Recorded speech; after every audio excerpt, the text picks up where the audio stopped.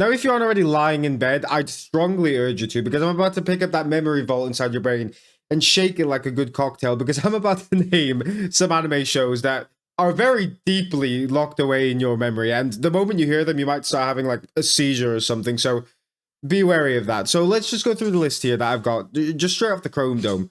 Bakugan. Yeah, bet you haven't heard of that one in a good while. Galactic Football. I don't know if that counts as an anime, but that's definitely a show that you probably have heard of, and you completely forgot that it existed. Incredibly good show.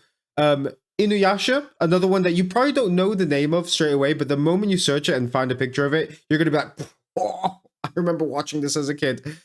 And the topic of today, one that just popped up on my feed, and I actually forgot it completely existed, is Zatch Bell. Now, this might be another one that you don't get straight away when you hear the name, but if you're a kid who was born in around the 2000s, maybe little bit before, maybe a little bit after, you would have definitely, if you were in and around the anime community and watched a lot of kids like television shows, you would have definitely at the very least heard of Zatch Bell. And the moment I found it on my feed, I knew I had to make a video of it, because no joke, back in the era of like the old animes when Dragon Ball was around, when One Piece was still like a little toddler, when Naruto was just being serialized and everyone was like, whoa, these are all really good shows. There were other shows in and around like Bakugan and Inuyasha, which I already said. Inuyasha is a bit of an older one, but Zatch Bell was coming out. And out of all of them, Zatch Bell was probably one of my favorite shows to watch, because it was really, really good. And it's a show that not a lot of people talk about, and I really don't understand why. The show had a lot of good things going for it. The fight scenes weren't the best choreography-wise, but they were really good and fun to watch. They were very bright, they were very impactful, and all of the scenes seemed like they actually mattered. Like, you never really knew who was going to survive and who was going to die. And that's the thing, a lot of animes nowadays don't really want people or characters to be killed. But back in that day, fuck that. Your favorite character could die in the very next episode, and you didn't know. Animes back in the day do not give a fuck. At the moment, I'm watching Yu Yu Hakusho, and I'm having a great time. It's a show that I've never watched before, and I was like, I don't really want to watch it because it's an older anime. But the more I dabble in older animes, the more I realize they are really impactful, and most of them are just better than the new gens that we have now, because they really care about the story itself, rather than a lot of fan service or just making fights look really cool. Anyway, I'm straying off the topic there. Now let me just give you the synopsis of the story so you kind of know what the story is about. And I've got the story here open on the side because it's been years since I've watched it, and it's only just been unlocked in my memory, so just memories of the shows are still flooding into my brain right now. So from what I can remember and what's from here, we follow a boy, because he's 14, named Kiyomaru. So he's a kid who goes to school, he gets bullied by everyone, he has no friends, pretty classic anime tropey main character. And then he stumbles upon a kid even younger than him, even though he's 14, called Zatch Bell, who the story's about. Now, Zatch isn't a normal kid. Zatch is a demon from I don't understand if it's the Mamodo world, or the world they're in is the Mamodo world, but Zatch comes into his life because they're about to participate in these games. The game is called, I don't think there's a name for the game. It's just a game to see who the Mamodo king is. So the way the fights work in the show is Kiyomaru is going to be essentially Ash, or a Pokemon trainer. I'm going to compare this a lot to Pokemon because it's the easiest way to describe this. So essentially, Kiyomaru is going to be the trainer, and he's going to have a book on him. And the book is going to have a list of spells that he's going to name out. And once he names the spells out, Zatch, who's going to be the Pokemon in this example, is going to perform the attacks and is going to fight in his place.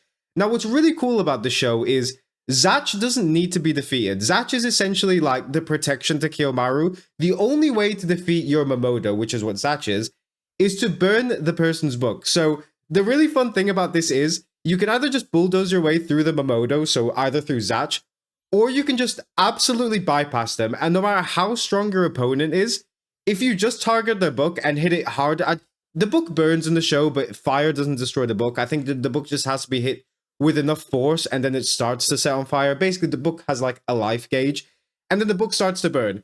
And I think that's super cool, because one of the things with animes nowadays is, if you're stronger, you just win. That's it. Nothing else happens. You just have to be the strongest in your verse.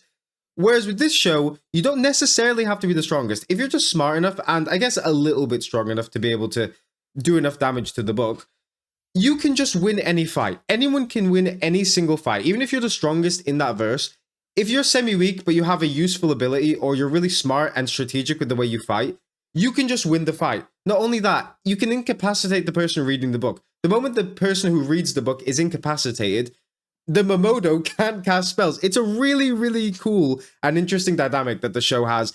And to be honest, the moment I found it on my feed, I'm really excited to watch it now. The moment I finish Yu Yu Hakusho, it's going to be the very first show I'm going to watch straight after that. Not only is the premise of the show really, really cool, but just everything about the show is fun. The show not only has great fight scenes, I remember the show being extremely funny. A lot of the characters in the show have really derpy and weird and quirky designs to them. I'll probably show some of the pictures up here of the characters that I can remember straight off my head.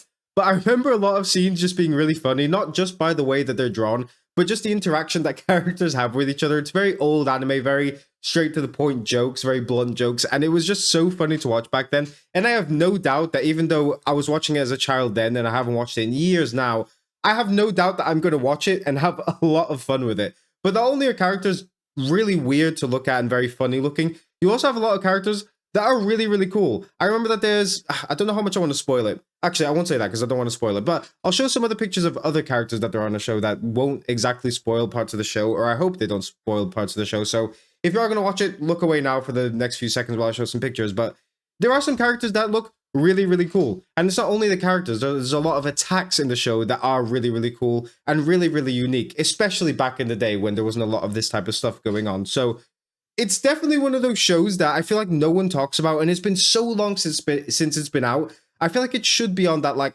Hall of Fame, that like when people talk about old and gold animes, that one should be the one that's right up there, but no one does. And there's a very strong reason why I think this might be the case, and that's because the organization, which wasn't shown in Jump or Viz at the time, it was a different one called Shoga. In fact, wait, let me see if I can find it. The publisher is called Shogakukan. So them and the publisher of Zatch Bell, the one who actually writes the show, or the manga at the time, they apparently got into some kind of scuffle. I haven't read too much on it, and they ended up in both of them having a lawsuit. So I believe from episode 139, because there's 150 episodes to watch of the show, so it's a sizable show. So from episode 139, apparently the show was really rushed. So a lot of people who really like the show will tell you, hey, watch up to this episode, which is, I think is 139, 129, I'm not 100% sure.